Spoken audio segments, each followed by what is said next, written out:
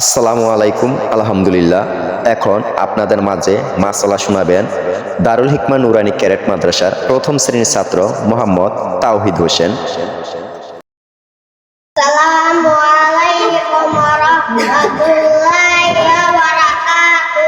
ওয়া আলাইকুম আসসালাম ওয়া রাহমাতুল্লাহি ওয়া বারাকাতুহু। পাখিতে ফিরিয়া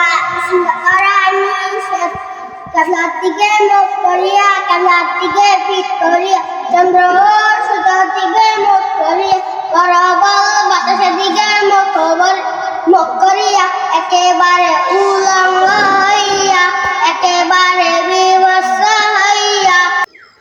মাশাআল্লাহ, ধন্যবাদ তাওহিদ হোসেনকে। তিনি আপনাদেরকে দেখিয়ে দিলেন তার অঙ্গভঙ্গির মাধ্যমে কোন কোন দিকে ফিরিয়ে ইস্তেঞ্জা করা নিষেধ।